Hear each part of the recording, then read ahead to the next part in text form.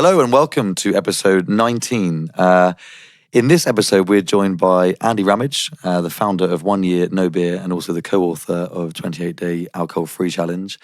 Have a listen to this one. This one is going to challenge how you view, use, and I guess see alcohol. But also it's much deeper than that. We cover everything from NLP through to reframing, through to self-improvement. Listen up, I think you'll enjoy this.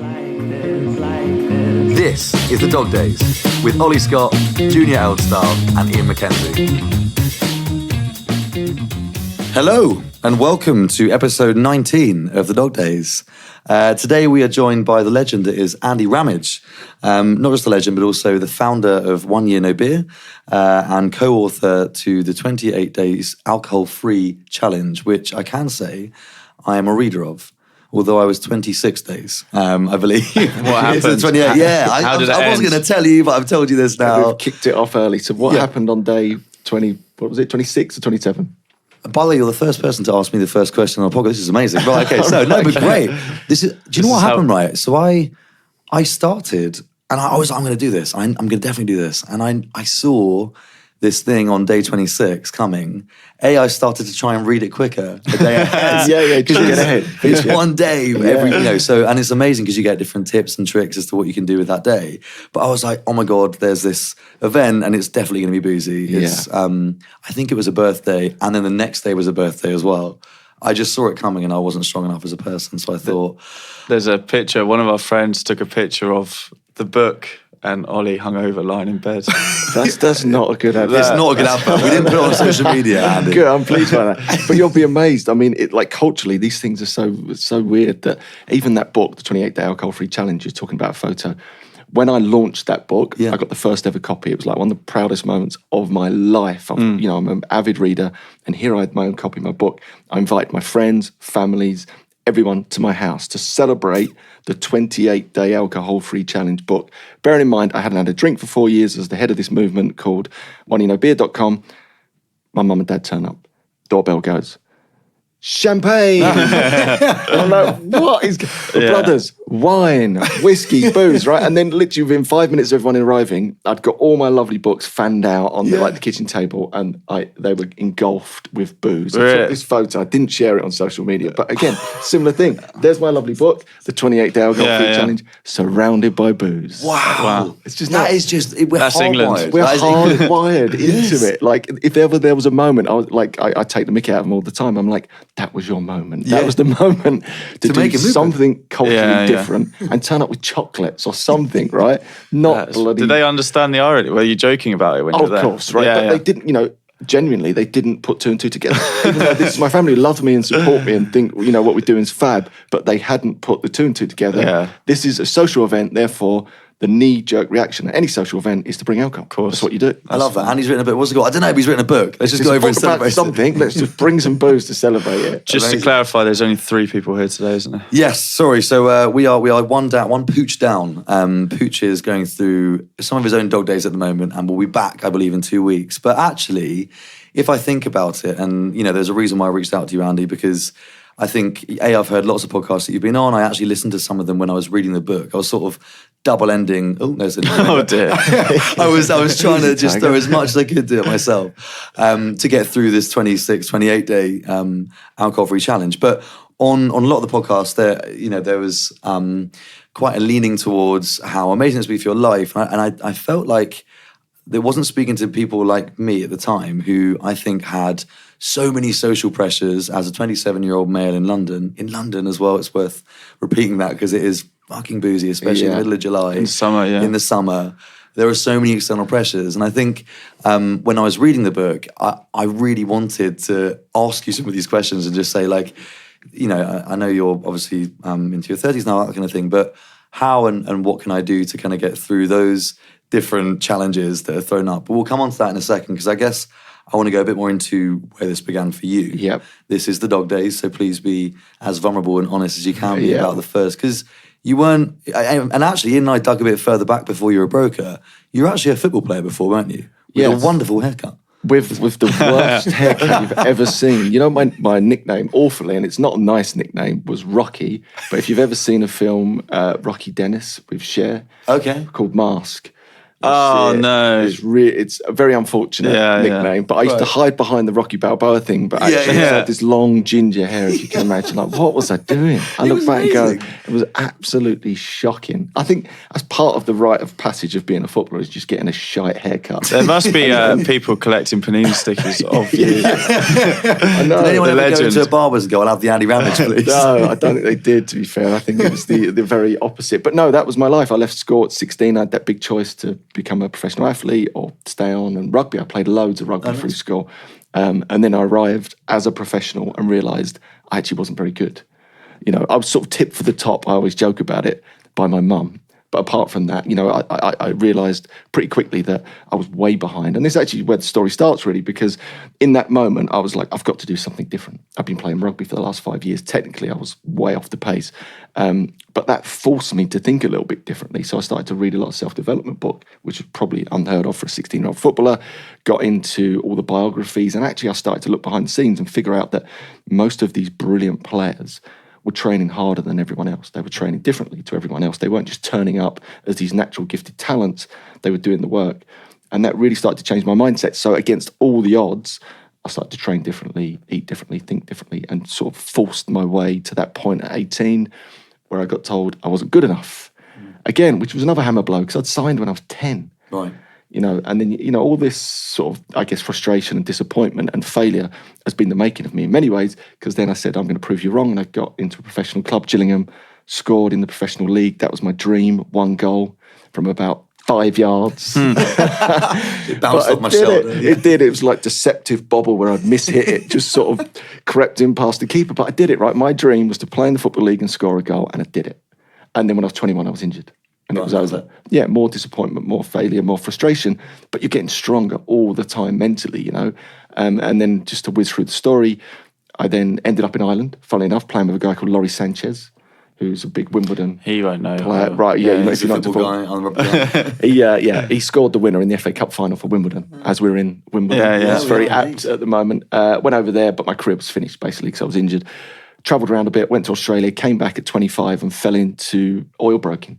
Interesting. The sort of, you know, the bright jacket screaming and shouting in the pit. When I say I fell into it, my brother happened to be the biggest trader in the market, so he got me a job. Right. That's how it works. Do you know what I mean? And that was all about high stress, high adrenaline, high pace, a lot of cash, being super social, entertaining. I had the magic card. I could go out every night to any restaurant, any bar, and everything was for free.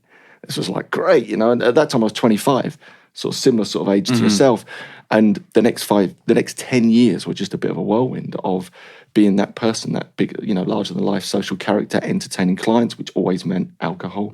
And again, I didn't have to pay for anything. And this was London, and it was encouraged. You know, it's one of the few jobs in the world where I could go out on a Monday lunch and drink 2 bottles of wine and come straight back to work and then work for the rest of the afternoon, and no one would bat an eyelid. You know, it's that sort of industry. And that's not exceptional in London. It is changing, but it's not exceptional. And since I've come out of it, I've realised that there are many other industries and whatnot where people behave in the same way, right? And it was just normal to me. It wasn't exceptional. Did I drink more than everyone else? No. You know, I think I was in that mould, an average drinker. But it was still massively excessive when you look back on it. I mean, whether that was a bottle of wine at lunch or 2 bottles of wine at lunch followed by 4 or 5 pints, you know, that's sort of level of drinking. Yeah. But to fulfill that story around alcohol, there was never that sort of problematic moment. There was no rock bottom in my story, which is important as well. Interesting. That it never reached that place, if you know what I mean. But at the same time, it was important for me to figure out that it was holding me back. And that's when everything started to change. This is really interesting, right? Because I think I don't know anybody that doesn't question how much they drink alcohol, particularly in their late 20s, early 30s. There is so much reassurance around you. You don't have to look far for someone to go to you, mate, you're 27, it's fine. And I can put away quite a few beers on an evening. I have between 13 and 18 beers, like pints, which is a lot to be putting through your body. I won't drink from Monday to Thursday or Friday, and then on Friday or Thursday, depending on where we're up to in the week, I will then go hell for leather. And it will be like a serious binge. And people around you will just be going, this is completely normal. Completely. And I think in the UK, we had, I was just talking about somebody before we started this, Nicole on. We went for 2 beers after a restaurant, and she was like, you guys drink too much. I was like, we're having 2 beers at lunchtime. This is not too much. But culturally, and people who are around us are so au fait with it that it's completely normal.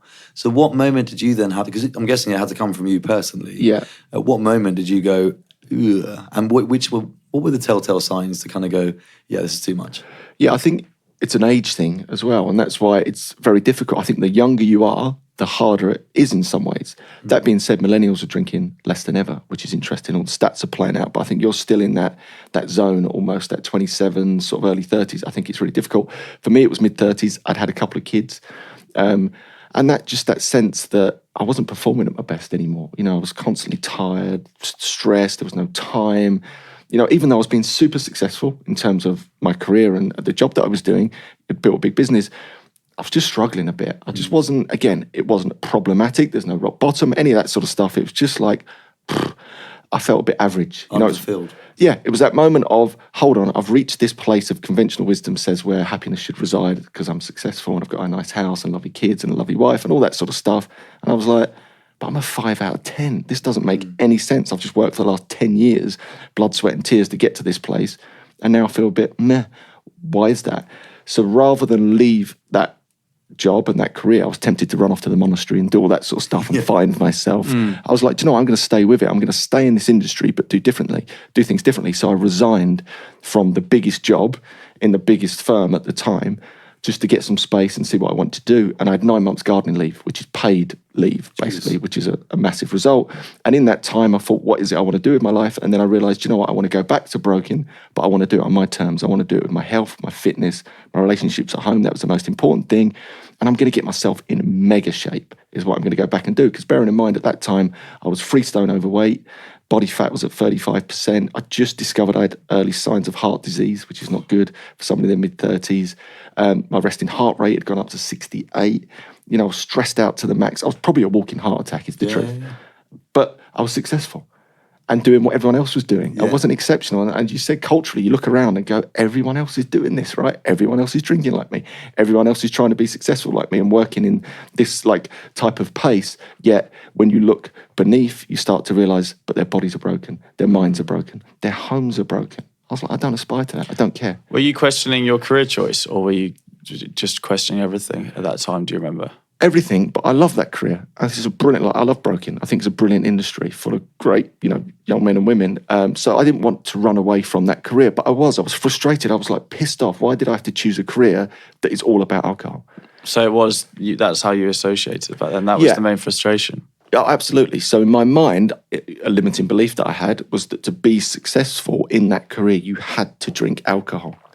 And for me, that was becoming an issue because I was like, well, I don't want to drink alcohol because I know it's holding me back and making me feel awful and all this other stuff. So how do I untie that knot, as it were? And that took a lot of courage and talking about, you know, trying to get over those social clues and whatnot. When I first stopped drinking in that environment, it was so difficult, right? Because 1 minute, I'm the entertainer, the larger-than-life broker swinging off the chandeliers.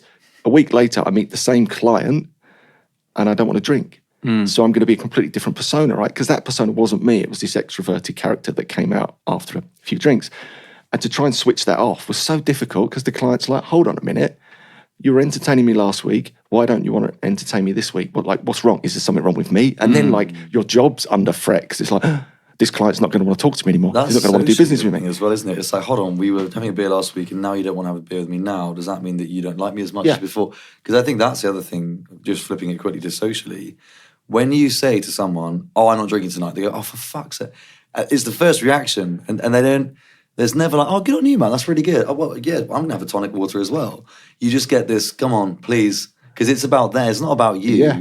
It's about their fear, and I guess their insecurity around not drinking. I'm saying I'm that guy, by the way. Yeah, and so was I. I mean, that's the thing. And it's so true because they see it like a slight on them. It's like, hold on a minute, why don't you want to drink with me? And I think for me, because I was that larger-than-life character, when someone wanted to meet me, they deliberately wanted to meet me because they thought they were going to have a good time and it's going to be a lot of drinking involved. So it's like, right, they're up for it, and I'm like, no, I don't want to drink. It's like, oh, then it's a double whammy because it's like now you've really let them down. And that was really difficult to overcome.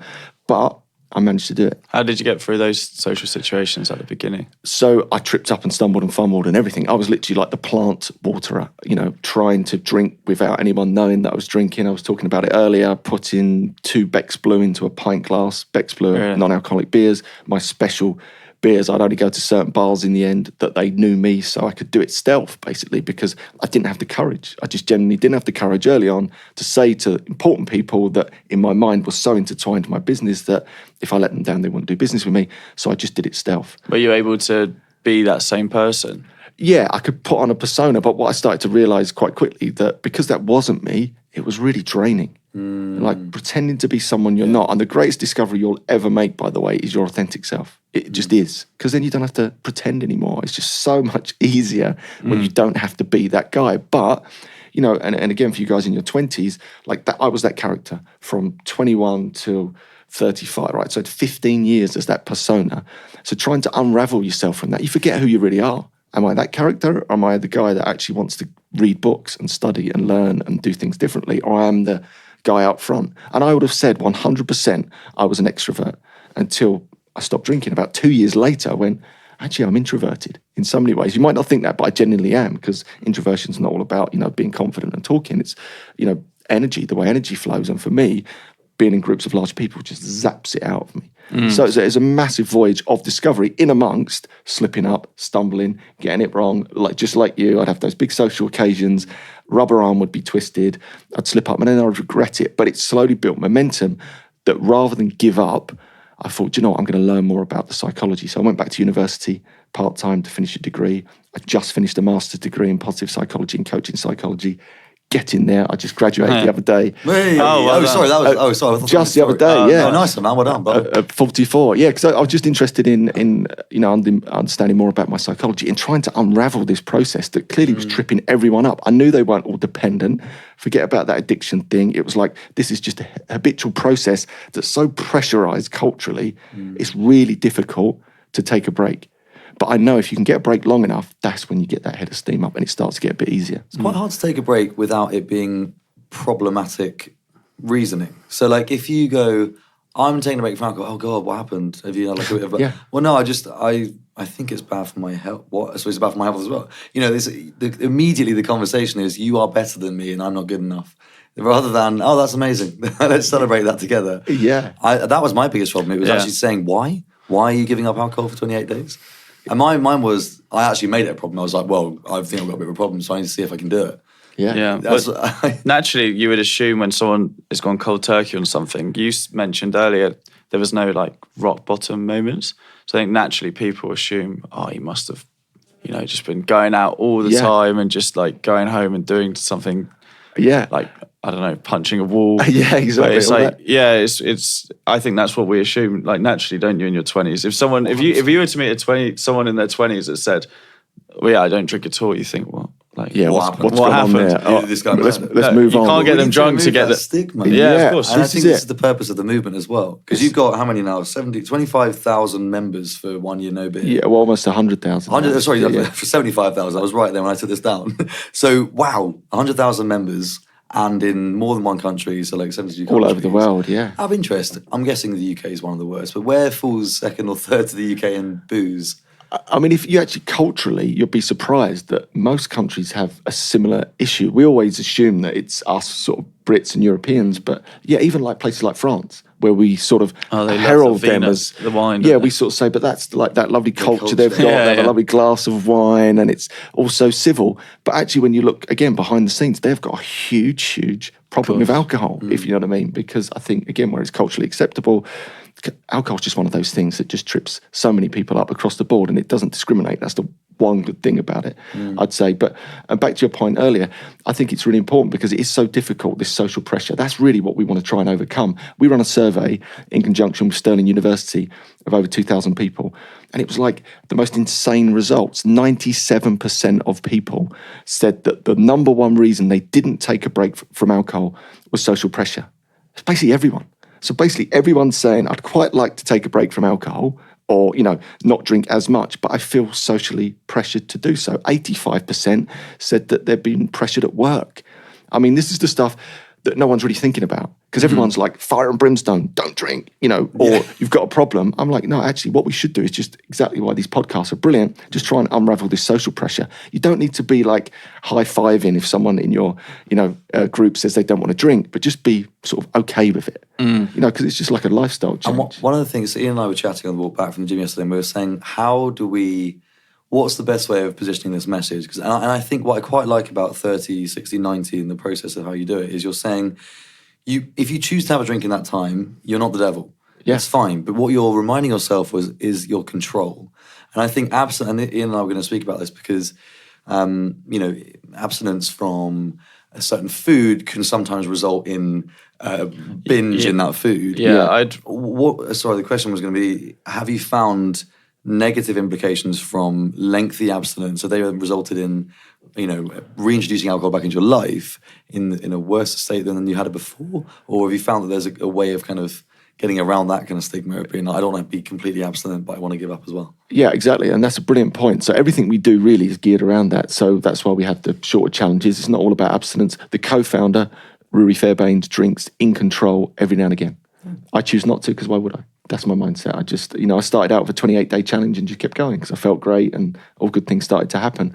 But around that, so what we do exactly, so this is also going to come back to your point, like to get to 27 days without drinking is amazing, right? And what tends to happen, we have this all or nothing mindset of, I've just fucked it up. I had a drink on day 27, but the fact is you didn't have a drink for 27 days, which is amazing. And maybe you were someone that was drinking every day, for example. Let's just make it easy. That's 27 days. So if you looked at that over the course of a month, that's about a 90% reduction in where you were. That's amazing, right? So it's constantly getting people into the mindset. It's not about all or nothing being perfect. It's about transforming your relationship. So, for example, had you done the challenge again and rolled into month 2 and month 3, but over that 3-month period, you drunk 2 or 3 times, that's still amazing, right? You're transforming that relationship with alcohol rather than going, I've got to be perfect. And if I slip up at any point, I've cocked it up. And there's a load of science behind it. There's lots of science behind the fact with that mindset, when you do slip up, there's a bit of shame, there's a bit of regret. And it's like, well, I might as well now. I've really ballsed it up. I might as well go and have 20 pints. I feel like we live in an all or nothing society sometimes. You can't just be satisfied with the fact that, you've just had a few drinks throughout a month, but we just seem to be like, Dry Jan's a great example because it's similar to, it's 28 day, there's more days in January, but like people, your friends are literally waiting, for you to Fred, at the end of it. No, 6 days, 16, you knew you weren't going to do it. This is another thing about like Dry Jan, which is amazing, by the way, the whole movement, and it's sort of, again, destigmatized a break from alcohol. But a lot of people use that for 2 reasons: to get pissed all year because they go, well, I can do Dry Jan. And they also use it to go absolutely nuts in December. It's like, well, I'm going to take a month off in Jan. I've got that in the diary, so now I'm just going to let loose. And December just becomes a complete, carnage write-off, which is, like, for me, in the end, I'd just wince about that stuff. It'd be like, oh, really? I've got no interest because I know what, is going to follow. The tiredness and lethargy and underperformance and inconsistency and all that stuff. I was just like, I've got no interest. So what's the positive psychology from your perspective behind doing 28-day challenges? Why do they work? Because it feels a lot more achievable. So people will come in and go, 90 days, a bit too much, 365, no way. I could never do that, but I could do 28 days. Okay. Like everyone can do 28 days. And the secret to all of this is when you do 28 days and you start to feel really good and you get your authentic self back and a bit of mojo and a bit of momentum, the chances of you then doing 90 go through the roof. Because you're in the zone, right? You've experienced, or you've had a glimpse behind the alcohol-free matrix, as I say. Yeah, you start to see it and you go, maybe I am meant to feel like this. Maybe I am meant to be consistent in the way that I exercise, the way that I eat. I've lost some weight. I feel really good. Skin's glowing. People are saying I look great. That is enough to propel you on. Whereas if you start thinking about the 90, it's like, that's too much.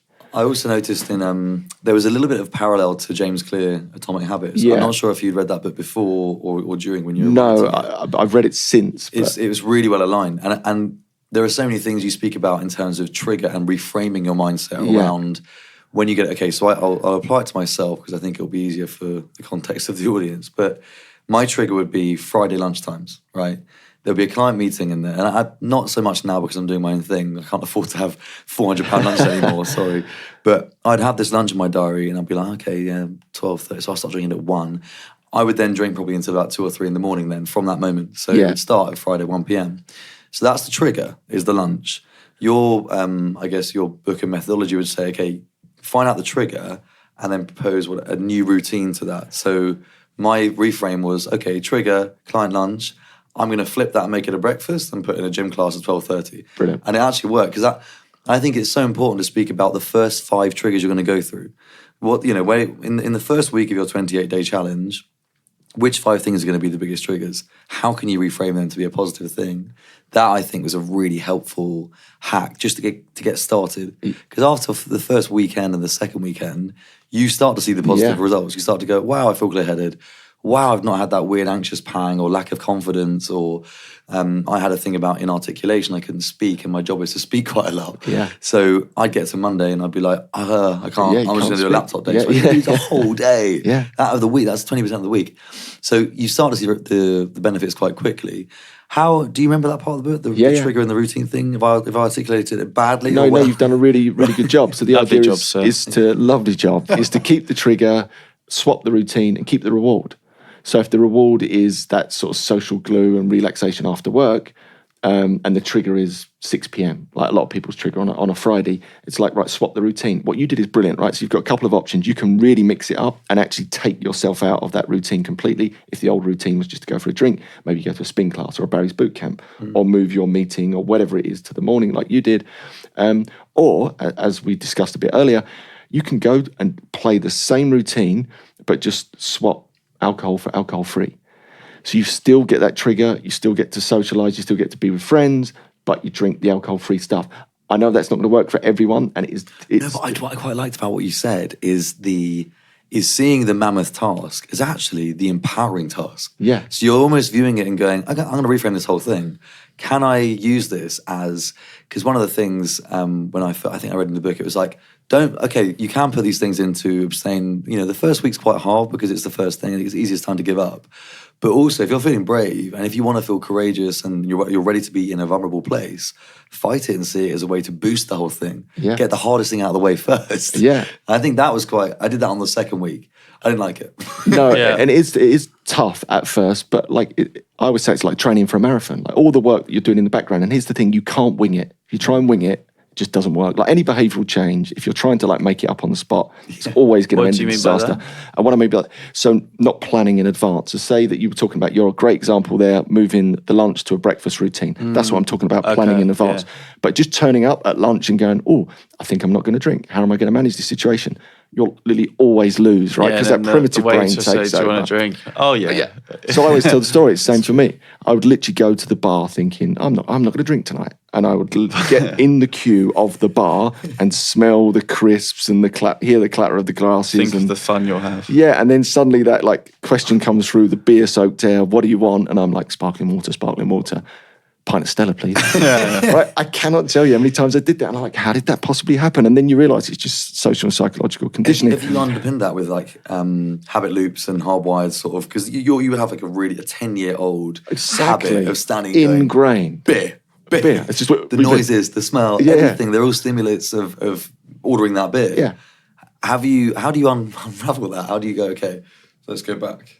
Yeah, so this is about being really well prepared and planning. So if you're trying to decide it in that moment, in the queue, you're always going to lose. Okay. So you've got to be prepared ahead of the game. It sounds like anal and over the top, but like you discovered, it makes a massive difference. For example, know before you walk in there what you're going to have to drink in terms of an alcohol-free option, what the backup plan's going to be, and rehearse it and visualize it. Like put yourself in that situation. This is like being an athlete, So a lot of the stuff we do is like how you train athletes.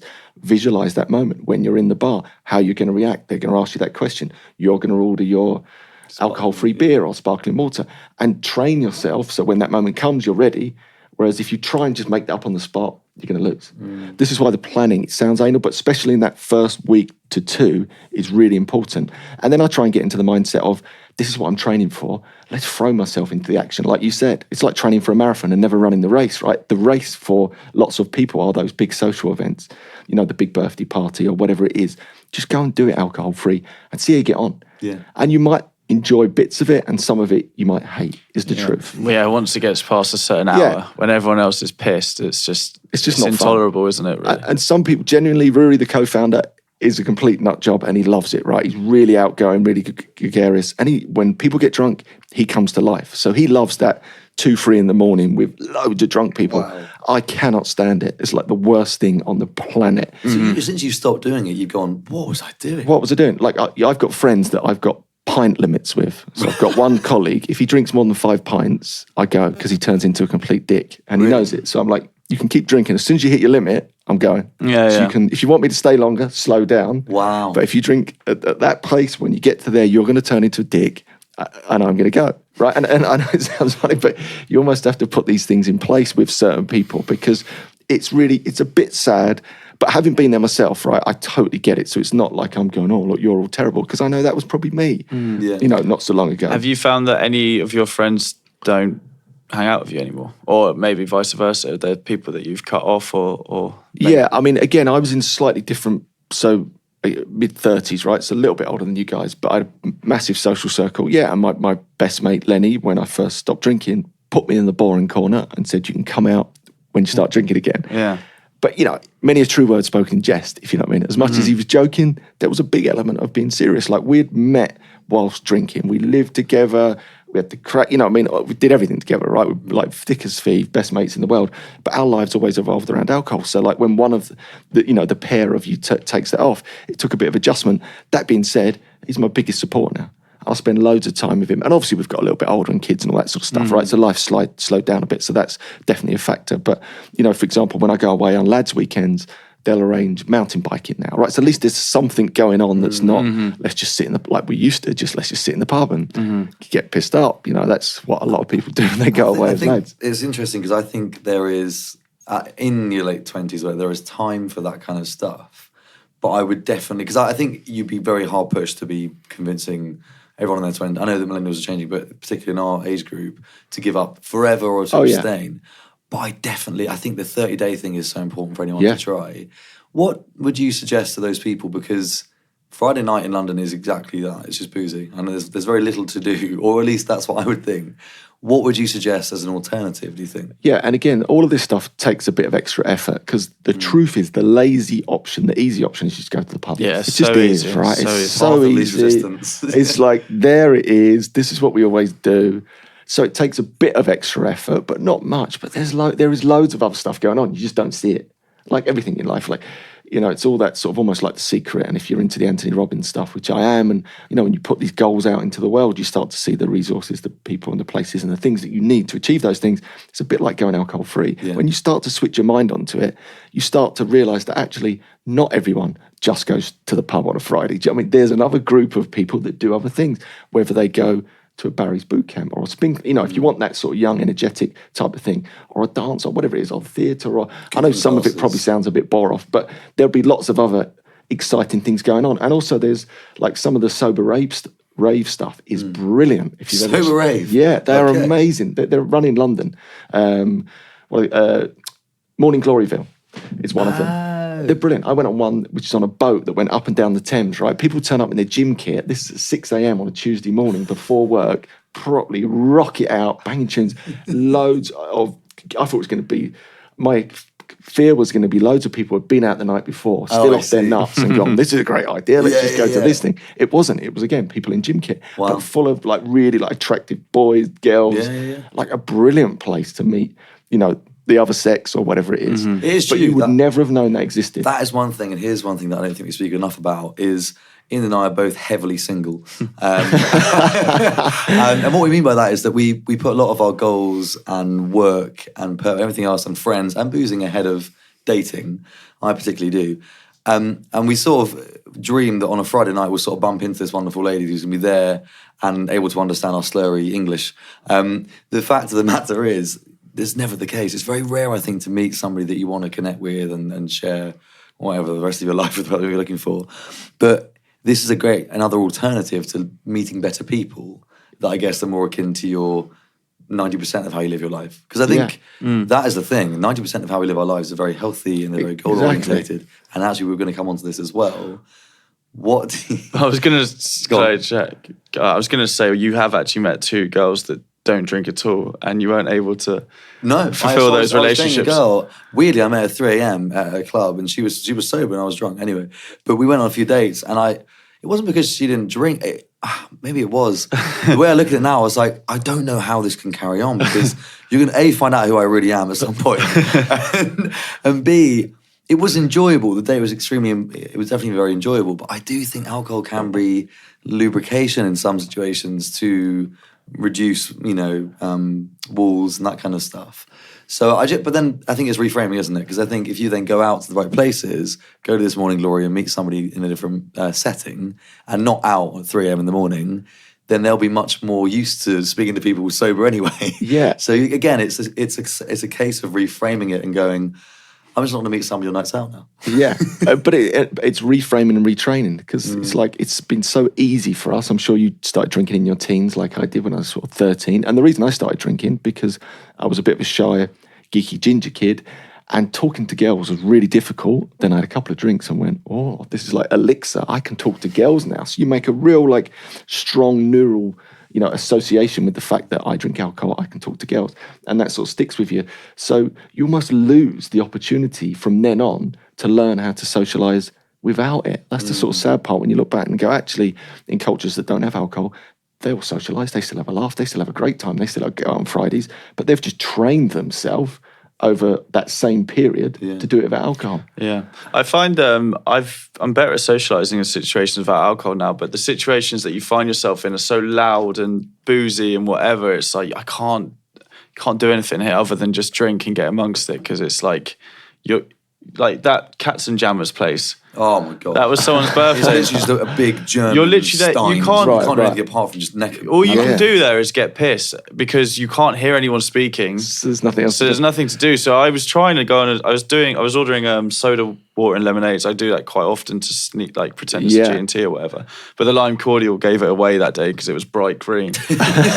Rumbled. Yeah, and like we'd pop out for cigarettes and I could speak there. But other than that, I'm just sitting there like, yeah, this is terrible. Yeah. I just want to go. I don't know. It was so disrespectful to your birthday, but I have to just get out of it because I just like. And it's so true. And then what I started to realise that a lot of my drinking was to drown out other drunk people or the situation. Yeah. So I was exactly that. I'd go to a bar like that and think, I don't want to drink, but I can't bear to be here and not drink because I'm uncomfortable, I'm anxious, there's too many people, it's too loud, it's too noisy. Therefore, I'm going to sort of drown that out by getting drunk. And that was the stuff. They were big realizations for me because I was like, hold on, that is nuts. Why are we doing that? Yeah. We're doing this thing that's awful for us, not because we want to, because we enjoy it. It's because actually the environment that we're in, we can't stand. And the only way we can make it bearable is to get pissed. It sounds like you've been on a bit of just from hearing about your mentality now, it sounds like you've been on a bit of a spiritual journey to understand who you are and your authentic self. And we've interviewed so many guys that have done that and girls that have done a very similar thing, that you can see and you can feel the energy and presence in the room. What did you do to kind of start that journey? What was the kind of like, okay, right, I need to become... I'm very aware now. Now I'm sober, because we had a guy, Josh Connolly, on here who definitely used alcohol as an aid to get through a really tough time. Yeah. And he said it was terrifying. The minute you start drinking and then taking drugs, you're suddenly hugely aware of who you are as a person. That can be so intimidating to some people that they don't want it. And, sadly for Josh's case, he tried committing suicide, and then since then has become hyper aware. He studied Eckhart Tolle and the power of now and this kind of stuff. Yours was less extreme, and actually I would guess more relatable for a lot of our audience. What was your step to spiritual understanding? Well, mine really started with a book. I read all the time. I mentioned that. Even when I was playing football, I started to read from the age of 16. Anything I can get my hands on, self-development, fiction, Catch-22 type of stuff, which I love. But then I read a book about 10 years ago called Awaken the Giant Within by Anthony Robbins. Tony Robbins, Yeah, it changed the game completely for me. I mean, bearing in mind, so I was mid-30s then, again, at the height of this pinnacle of traditional success, in that, chasing that dream that everyone chases, not, unhappy, unfulfilled, all that sort of stuff. And this big red book sat on my bedside table for about 3 months. I didn't go near it. I didn't need self-development. Why would I need self-development? I was this, broker, blah, blah, blah, tough guy. I didn't need any of that help. But it sat there and it sat there and it sat there. And one day I picked it up and went, oh my God, that's just, and I didn't put it down. It's a big tomb of a book. I read it over the course of about a day and a half, and it just changed everything. And there was one line in that started to change everything for me, and it was that we're not men are not shaped by the events that happen to them, but their beliefs about those events. Right, and that just started to check, because I thought, hold on a minute, for the first time ever, I started to realise maybe I've got a bit of control over everything that's going on in my life. Up to that point, I just thought I was lucky. You know, some people are lucky, some people are not. I was lucky I'd stumbled into this job and this career and all that sort of stuff. I was lucky to have my friendships and my relationships. And that was the first time I went, oh, hold on a minute, maybe I can actually control everything by controlling my beliefs. Because if you trace it back to a guy called Epictetus, who's a great Stoic philosopher, that quote really first comes from. But basically what he says is that you've only got control over one thing, and that's your beliefs. But if you control your beliefs, you control everything. I love this. I could stick on Stoicism and Marcus Aurelius, who is a G, for a long time. I love that this is where it stems back to, and it's kind of awareness. What was that quote? So you are not. Yeah. So I half butchered it. So it's not. Let me just get it right. So it's not. It's not events that shape. It's not events that shape your life, but your beliefs about them. Okay. I still butchered it slightly, but it's along those lines. Basically, what it's saying is that you've got control to choose what you believe, and therefore, if you choose what you believe, you choose what you see on the outside. That stuff was just game changing for me. So that's 10 years that moment ago. of clarity. There's the spiritual pang. Like, whoa, I understand. This is it. What now? So, how do you? Because you're still in your brokering job. Then, how do you then? What are the steps? And you've gone, right. Okay, whoa, that's quite big. Was it just a daily practice now of Stoicism, or It was a sort of slow burn from there, but the first thing I did was picked up all those ideas and applied it to my business, which was great. I was like, brilliant, now I can run rings around people, right? Because now I understand how all these things work. Broker. Okay, so this is still the brokerage, which is, we're in the middleman between buyers and sellers of oil futures. The guys with the bright jackets in the trading pits, but we were upstairs on the phones, but that was it. So first I applied it to my business, and it was like rocket fuel, because that really took off. Just that learning, right? That understanding of I've got control over things now. If someone picks up the phone, they put down the phone on me, I can choose what I believe. I can choose that that person hates me, so I'm never going to pick the phone up again, or I can actually believe maybe they're having a busy day, I'm going to pick the phone up again. And guess what? I started to do more and more business because I started to train my mind to just choose what I decided to believe. That's a simple thing, but it's worth a lot of, I love this because it's not, and here's where we tread a really thin line. It's not toxic positivity of just believe. Hey, you just believe. And I love Tony Robbins, but sometimes when you listen to some of his you've got to take bits of it. Proper American. And I think, and I love Americans for that, but that can be their detriment too, because toxic positivity would suggest that there is no room for negative thoughts and there is no room for reframing. It's just you have to ignore them all. And it's the secret and the kind of self-improvement school of 1980, 1990. I love that. And I think the way that you've articulated it is much better in that actually I've chosen to believe the positive situation out of this scenario, but understand there could be a view on negativity as well at the same time. Absolutely, right? There's a high chance that they hate you. Yeah. But it's like I've got an option, and it's almost like you've become like duck feather. It's like the water's dripping off you now. These things don't stick on you anymore. It's just like I've got an option to choose, right? I don't know the answer because he's just put the phone down on me, right? I don't know whether it's because he hates me or because he's just busy, right? So there's an option. I'm going to choose he's busy. Because then it makes it a lot easier for me to pick the phone up in 5 minutes and ring him back. Because if I believe he hates me, I'm not picking that phone up again. And then you ring him back and he still hates you and he puts it down. I go, oh, maybe he's really busy. I phone him back the third time and he goes, stop bothering me. What have you got? And then I do a deal with him. And now I've got a new client. That's the difference. And suddenly you're onwards and upwards. So you would say the phone call 2 and 3 would never have happened had you not have reframed that? No. And that's what, and this is just a real, minutiae example in broking, but that stops so many people, right? Because it's hard to do. If someone puts the phone down on you aggressively, do you ring them back or not? Mm-hmm. And maybe you do the first few times, but then when you're on your 500th time of that happened to you, maybe you stop doing that. But if you can keep going through that and pushing through those barriers, he picks the phone up on the third time because he was busy. Because you never know, right? You're just mind reading the situation. He was busy. He goes, hi, how you doing? What have you got? I've got this market. Right, yeah, you're done. Now I've done a deal with someone that didn't know me. I've built a relationship. Can I meet you for a coffee, not a beer? Boom.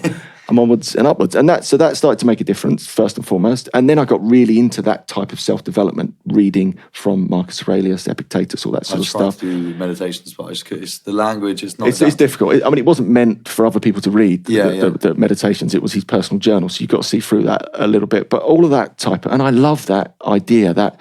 in those days gone by, life was so tough. You were threatened with exile or death or anything. Barbarians could raid your village at any second.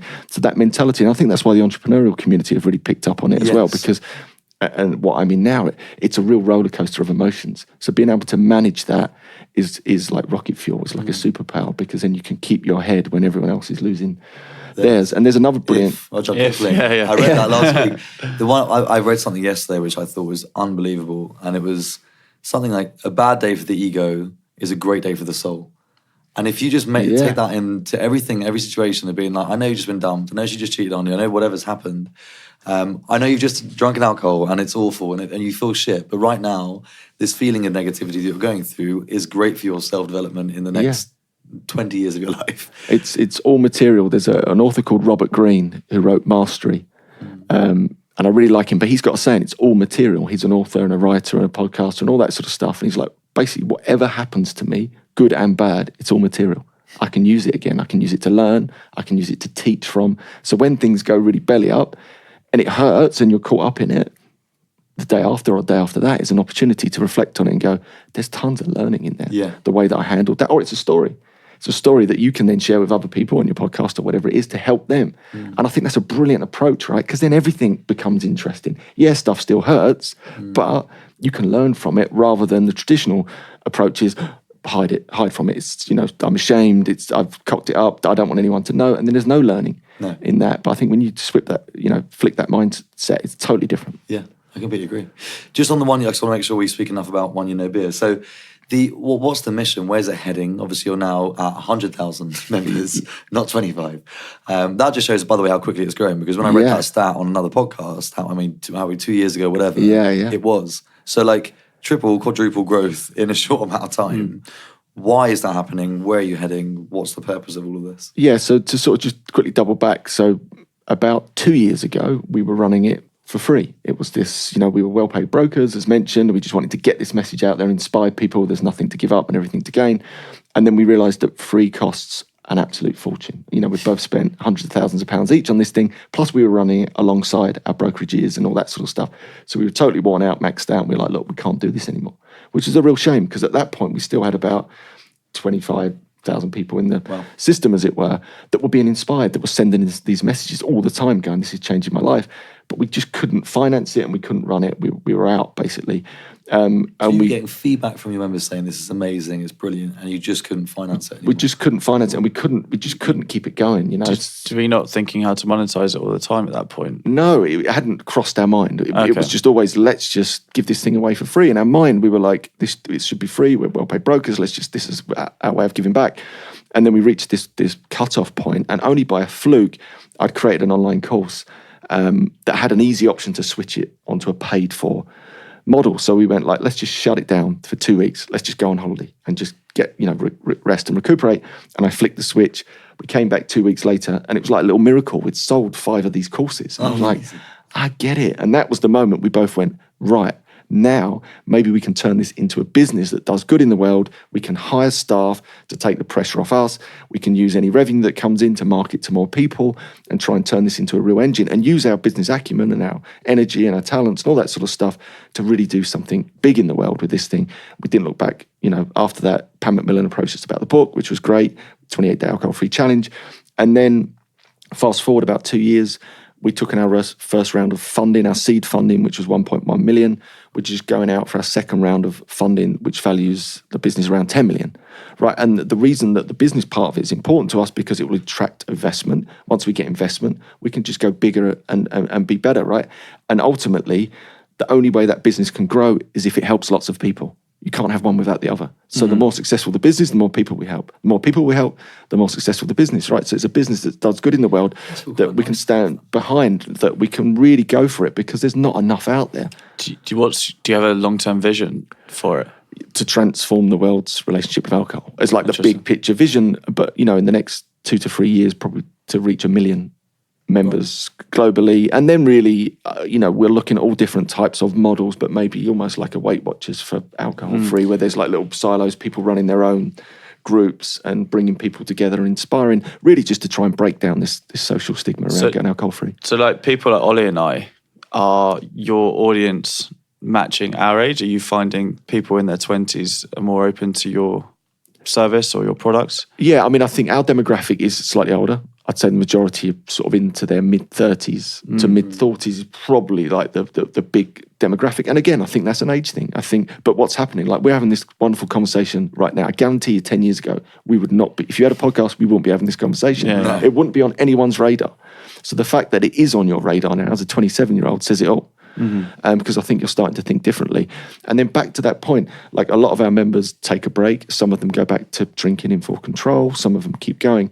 And I think the really important message, especially for younger people like yourselves, is to get really tight on the breaks. I.e., if you have got the big event coming up and you know you're not really going to get through it alcohol-free, or it's going to be not very enjoyable, really do the work to not drink in between. Cut out all the mindless crap. Do you know what I mean? All the mindless, let's just go for 5 pints on a Tuesday, Wednesday, Thursday and Friday because it's a day ending. Why? I think it's getting really tactical with it. I think saying to people, don't drink in your 20s, it's just not really, for a lot of people, it's not an option. But here's the secret to it all. I think if you do get tactical with it and you do drink occasionally, suddenly you'll get that momentum and there'll come a point where you go, well, actually, maybe I just won't drink this weekend because why would I? And then suddenly you're starting to build that, bigger picture momentum to the point that maybe you choose not to drink because why would you? It doesn't fit with your healthy lifestyle. So I'm all about this being a healthy lifestyle change. There's no stigma. You're not giving anything up. It's just like going to the gym or eating a plant-based diet. It's the same thing. It's just lifestyle. And what notable physical and mental benefits do you have with this? And like when you first started, what were you noticing? Yeah, so I mean, I lost a lot of weight. I lost 3 stone in weight. 42 pounds. My body fat went from 35% down to below 10%, where it is today. My resting heart rate went from 68 that I mentioned down to 44. Wow. Athlete 44 again. And this is a true story around that. I mentioned earlier that I'd been diagnosed with heart disease in my mid-30s. And the reason that happened, my dad had a treble bypass. I've got 2 brothers. So the 3 of us went and got checked out because is it hereditary? Of course, my 2 other brothers, not a problem, clean bill of health. And it was always going to be me. You've got heart disease, right? I shouldn't have had heart disease at 35. You should not have heart disease. There's a calcium score. I showed up on the score. That was a big, awakening moment for me. Fast forward a year, I'm on statins. I go back to the same cardiologist. Nothing's changed. It was embarrassing. I went back in there, still overweight, still unhealthy. I'd had this big shock in my life, big scare, an early warning sign. Nothing done. It's pathetic really going back in there.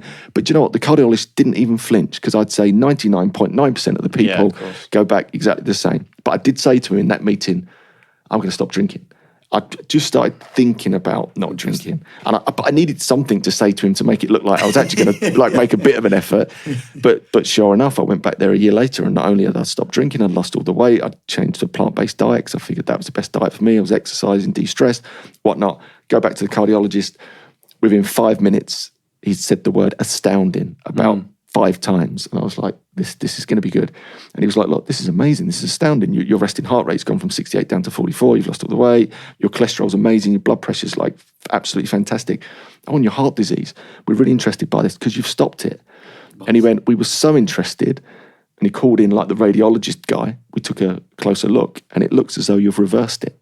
How cool is that? That's a true story. And that's obviously not just down to the alcohol, but it was 100% down to the alcohol that I had the consistency to eat well, train well, de-stress. So it was that big block that was it's the linchpin. It's the linchpin. It's the gateway to all of those good things for me because this is something that's really important, I think, to you guys as well.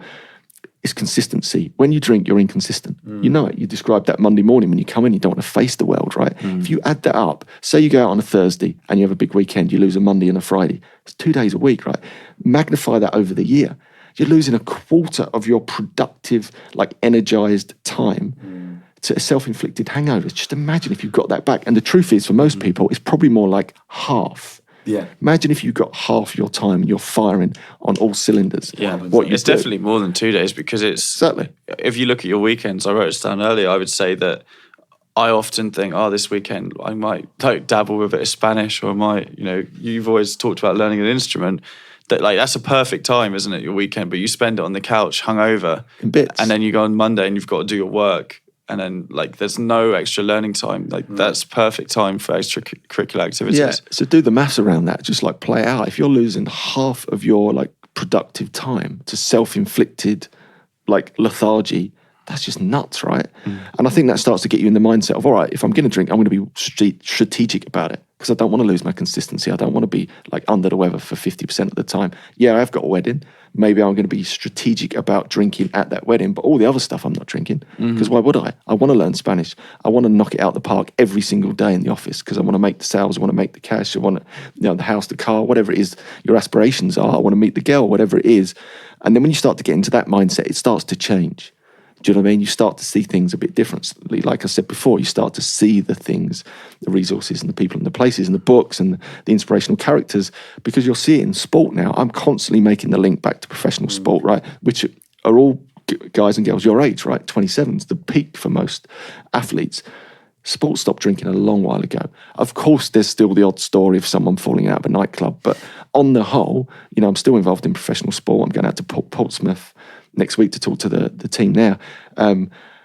Professional sports, they've worked it out, right? There is no place for alcohol or that inconsistency in their life. Of course, there's still some that drink, but on the whole, they don't. And I think that's really important to connect with as like young men and women that actually like these guys are crushing it in their sport. But why is you being a better entrepreneur? Why is that any different? Why is that any different to a guy who wants to score a goal in the Premiership? It's not. Why is that any different to a guy that wants to win a medal in the long jump? It's not. In my opinion, their goals and aspirations are to make them happy and fulfilled. Your goals and aspirations are exactly the same, whether it's to be an entrepreneur or whether it's to be a broker. It's the same stuff. So why are we treating ourselves differently? Well, that's what Nicole was saying, wasn't it? She's like saying Stop standing in your own way. Yeah, you're standing in your own way. Like you want to be so successful and everything. It's like why are you having that yourself up? But like we discussed, it is a lot more difficult in your 20s. Absolutely. And that's it. It doesn't make any of this any easier, all of this stuff. But what it does, it starts to get you thinking. And even if you cut down, that's what I'm saying. If you cut out all the needless crap that doesn't need to be there, you're still then operating at 80% of your best instead of 50%. Yes, of course. And then over time, I'm convinced you'll weed it out of your life because you go, I just don't need it. Do you see people? Sorry. Oh, no, I was just saying I couldn't recommend highly enough just taking that month out and not in January to try and do it. Because I think there has to be some sort of event that you've had to July. Yeah. But it is amazing when you've had that event that you've gone, I didn't drink for that because I was in that challenge thing. Whereas I was very selective with my choice. I picked it in April, just after quite a heavy March, and there was nothing in my diary for 3 weeks. And that's why I got to 26 days. Yeah, because then you can lock yourself away. And you're right. Again. I think I need to do it again, but properly this time. Just do it. And this is the thing. There's never the perfect time to start because you'll always look at the diary and there's always the birthday party or the wedding or whatever it is. So you've just got to do it. And actually, the best part of the whole challenge is when you go to the wedding and you don't drink. Yes. Because there's a real sense of, do you know what? I just did that. I almost, you probably believed it was impossible. Like I believed my biggest fear was, how the hell am I going to dance at weddings? I was like, that's impossible. I can't do that sober, if you know what I mean. And when you overcome that, and it wasn't nice, it wasn't pretty, to be fair, you don't want to see it, but I did it, and it was like a real confidence. Never got invited to one ever again. Yeah, exactly. Who's the crazy ginger guy throwing his arms and legs everywhere? Dancing is a huge thing, actually. It is. I mean, all of these things, and honestly, they are so tough, but there's such a confidence that comes from doing it. Even if, again, like my dancing, I don't rush on the dance floor now. It's not like, hey, I danced once, I can't wait to get up there. Like, it's still, I find it painful almost. You're learning about what your authentic self is, right? I guess. Yeah. That's the thing. Yeah, so I know that I'm uncomfortable on a dance floor, right? That's big. In fact, even just because you're drunk doesn't mean you're a better dancer. It just means your perception of your dancing is better. Yeah, you just you don't care either. You're drinking just, I don't care what I look like right now. No, exactly. But you need to get to that point to even get on the dance floor. Yeah. Whereas now I can go on there and be self-conscious and, it's not like I'm John Travolta, far from it. But I can do it. And because I overcome it without alcohol. So then you get to keep all that learning and all that confidence. Because otherwise you're always sort of associating it with alcohol. The only reason I can dance is because I get drunk. Or the only reason I can chat up girls is because, I'm drunk. So when you start to remove that and get over those hurdles or go to the wedding or the big birthdays without it, there's a real confidence that starts to build, deep inside. That's a game changer. That's amazing. We've got a few questions that we'll ask. We've still got like 10 minutes. Nice, okay. We're just flipping it back into, I guess, age. I want to ask my 21-year-old people question. One of our questions is, if you were, because you read lots of books and you've been in the world of self-improvement, you said you read your first one at 16, which is quite impressive. What would you say if you had a megaphone and a room full of 21-year-olds in front of you, what would your parting advice be to those guys? You're not dying, but you want if you were saying anything to them, what would you say? Well, do you know what I'll do? I'll borrow a line from Einstein, because this is a bit along the lines. He's not been quoted here. Has he not? Yeah, For that the was record. the first time. No, it's the greatest choice you'll ever make is whether you believe you live in a hostile or a friendly universe. And I love that, right? The greatest choice you'll ever get to make is whether you believe you live in a hostile or a friendly universe. And this is back to what I was saying about belief. You know, it's that you get to choose the environment that you live in, because it's what you perceive it to be. It's as simple as that. And that's what all these great Epictetors were telling us. Anthony Robbins tells us. Einstein's telling us that we get to choose. And I think that's really important, because I think a lot of people at the moment are so caught up in limiting beliefs and what everyone else is telling them about the world. Ultimately, you get to decide. I think that's really powerful. Wow, I really like that one. Yeah, it's really good. That is, again, it's this kind of selection. It's the Marcus Aurelius thing, and I just love it. For me, the good thing that I like, right, that I'm enjoying at the moment about still being into self-improvement, because I think some of us take some time out of it, because it's like you can definitely overload. You can have all those books that scare the shit out of you, and then you don't read any of them. They just stare at you, don't They they? do, and somebody recommends a fucking book, and you're like, no, not another one. I've got 10. But one of the best things that I'm realizing now is I'm starting to see the woven thread between all of them. Yeah. And it is that it's going back to Stoicism, That's where it all goes back to. Exactly. And it's all a mindset and reframing. And I just, we try and make this podcast as non-preachy as possible. The great thing about learning about a lot of this self-improvement is actually self-improvement has been given a bit of a bad name, because it has been broken down into so many different compartmentalizations from people going, this is how I live my life, this is the chimp paradox, and this is how you live your life now, or this is the 10 steps of how not to be a villain. There's all these different things. But actually, once you've read enough of them, you understand that it's just coming back to one belief and one way of thinking. That, I think, is reducing a lot of my anxiety around self-improvement at the moment. But that's so true, and that's a really brilliant point, because once you read enough of it, you start to see the common threads, and they're the stuff that you start to embody then. Yes. And it's less about the perfect book with the perfect 10 steps to be amazingly productive and highly. What was it? Stephen Covey. This one stressed the fuck out of me for like 2 years. Seven habits of highly effective people. I can't even say it right, but it was this thing, and it had this dial, and the dial was like, this is it had religion, which is quite presumptuous, but it had like your religion, your family, and your work, and your it went around, and I was like, okay, and it was like, and then you have to apply these 3 different thoughts to each thing, and you're like, I'm a robot, but I'm really not, I don't understand, it's not very fluid. But I remember for 2 years trying to apply this way of thinking, and I was like, I've got to get fucking religion as well. Yeah. I've got to pack it all in before breakfast. Yeah. Because that, and again, like Robin Sharma, I don't know if you saw recently, the 5 a.m. book's just come out, and he's banging the drum about that. Love it. Some people aren't morning people. I truly believe 100%. That. So to say that to join this movement of a better life, you have to start at 5 in the morning. Well, I'm a vampire. I like waking up at 10, but I go to bed at 3 a.m. and I get shit done at that time. It just seems there are so many improvement things that are so exclusive to the way that humans live their life in a very diverse way. Yes, absolutely. But I think with all of those things, you've got to pick and choose the ones that talk to you. Exactly that. If you're a night person, don't bother with the 5 a.m. Sack that unless you're going on until 5 a.m. Yeah. You're exactly. sober rave. And that's you're still going through from the night before. But no, I think be selective. But the thing is, do dip your toe in, because as you know, there's so much good stuff in there. I think as a younger person, like my number one tip is to read books. It just is. I think it's the greatest development tool you'll ever have. And it doesn't even matter what they are, essentially. It doesn't have to be on self-development, biographies, or even fiction. Some brilliant fiction books. But I think constantly fuel your mind with books. It's the greatest gift. And here's another thing I think that's really interesting in this day and age is a thing called deep work, which I really like. Great guy called Cal Newport. His whole thesis is that just in a present moment when like deep thinking and outside the box thinking is prized more than ever, it's increasingly rare because everyone's so distracted. Yeah. Everyone's so on their phones, they're just a beep away. So people are not getting deep enough to make these big breakthroughs in their careers and in their jobs and all that sort of stuff. So he cultivates this thing called deep work. That's the name of the book, where you just block off periods of time, whether it's an hour or 90 minutes, no phones, no distractions, and you do your deep work. And I think it's almost like a superpower, especially for a young man and women, because most people, all of your peers, are going to be half distracted. They're going to be half on their phone. So the person that puts that away for a minute, and that's not being Luddite at all, I think it's just being really clever, and actually gets really deep into the work that they're trying to do, whether on themselves or within their careers, you will make the breakthroughs that no one else is seeing. Because no one else is getting there. We've had this, I swim on Monday evenings. Just swimming, because swimming is the only way to guarantee yourself not to be electronically connected to something. If you are, you might die. But yeah, that to me is where I get all my mental capacity. In fact, I've come out and written my mate's best man speech. He's not even engaged. Right? I had like 4 different thoughts. I was like, oh my God, that's a good idea. That's good.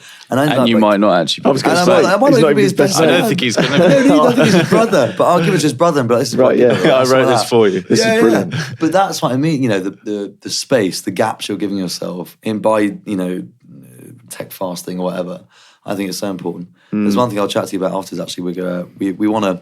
One of our dreams is to start a festival called Tech Fast Week, where we invite like people and bands and stuff that are down for it, and actually like what happens to the great days of connecting to an audience, connecting to humans around you, having spontaneous conversation and not filming everything, and just having like, I don't know, Polaroid cameras and a Nokia 3310 to contact whoever you need to if you need to.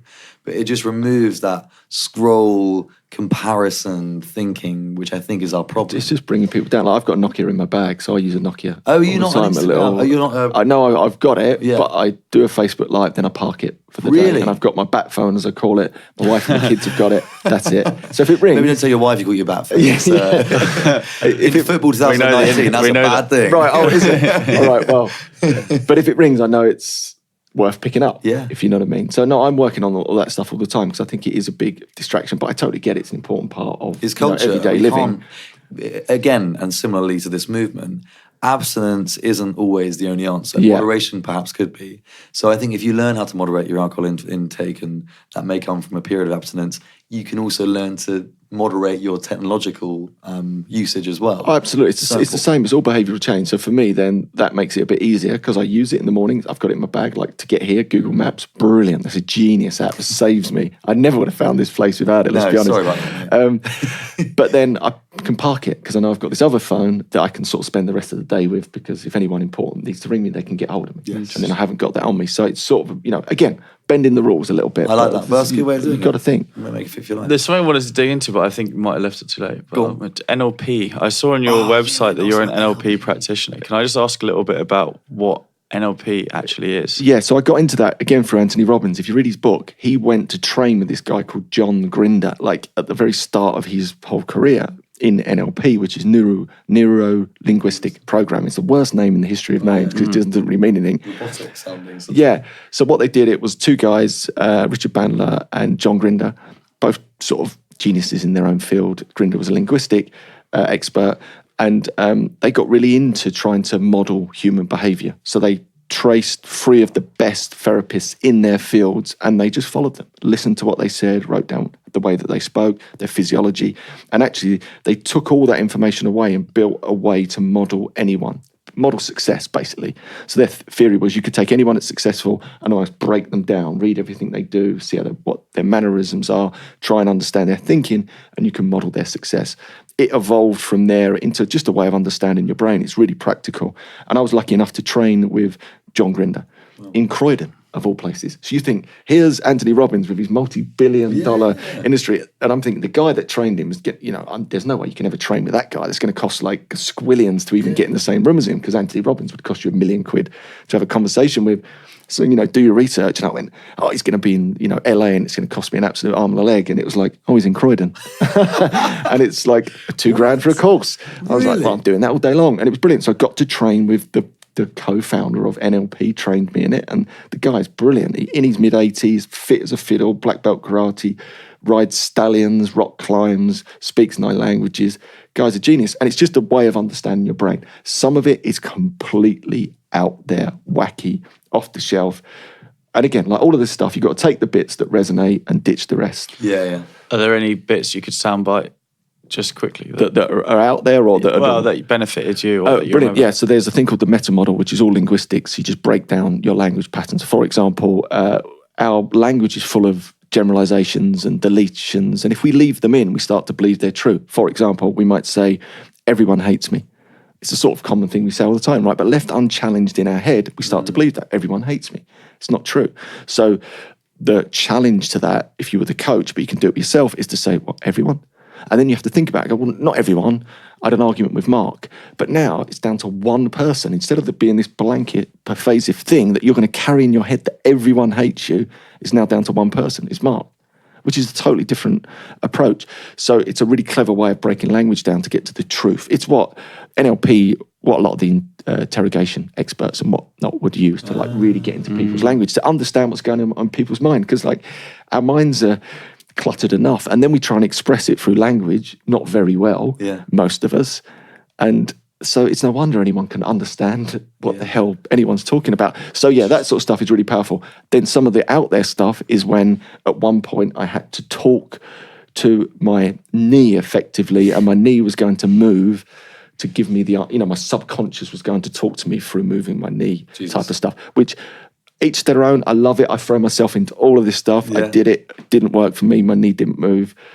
For me, that was just, that's the stuff it was that was never going to move because there was a block, isn't it? Yeah, exactly. So for me, I'm sure some people go, wow, that's amazing, right? My knee's talking to me. This is cool. For me, that was like, nah. Hello, Nigel. The right old chat. Well, Andy, thank you so much, man. This has been a brilliant conversation. I've loved it. Just for anybody else out there, so they can catch you, Andy Rammage on Instagram. Instagram, Andy Rammage MV for motivation. LinkedIn, Andy Rammage, and then on the socials of One You Know Beer, which is One You Know Beer, Instagram, Facebook, and then oneyouKnowbeer.com if you want to do a challenge. And the book, of course, is the 28-day alcohol-free challenge. Perfect. Co-written with Rory Fairbairns. Brilliant. Thank you so much, sir. We've got to do 28 days now. Absolutely. Challenge accepted. Cheers. Lovely. Thank you. Thank you. Thanks for listening, guys. Don't forget to follow us on our socials at The Dog Days Pod.